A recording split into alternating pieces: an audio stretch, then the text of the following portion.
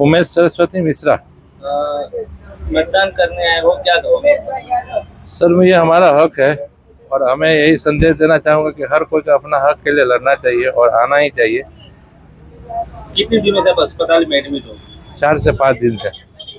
आप इस हालत में भी मतदान करने आए हो, लोगों को क्या कहोगे मतदान के लिए?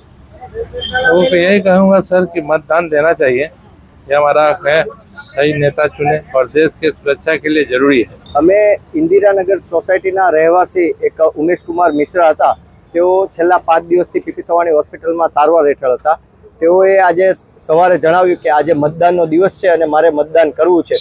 એટલે લોકશાહી હોય અને મતદાન કરવાનો સૌને હક છે, જેથી કરી અમે એના જે કન્સલ્ટન્ટ ડૉક્ટરો છે એને બધાને એકસાથે સંપર્ક કર્યો અને કીધું કે ભાઈ આમને વોટ કરવા જવું છે તો આપણે આપી શકીએ કે કેમ મંજૂરી. એટલે તેઓએ કીધું કે ડૉક્ટરોની પૂરતી ટીમ સાથે આપણે વ્યવસ્થા હોય તો આપણે એમને વોટ કરવાની સંમતિ આપો. ડૉક્ટરની સંમતિ બાદ અમે તેઓને એમ્બ્યુલન્સ અને એમના પરિવારજનોની સાથે અહીંયા આનંદનગરની વાડીમાં એમનું બૂથ હોય ત્યાં અમે વોટ કરાવવા માટે લઈ આવ્યા હતા અને તેઓએ પોતાનો વોટ આપ્યો છે. વોટ આપવો એ સૌનો અધિકાર છે અને વોટ આપવા માટે એક મત પણ મહત્વનો હોય છે, જેથી કરી આપણે સૌએ પણ વોટ કરવું જોઈએ અને કરાવવું જોઈએ.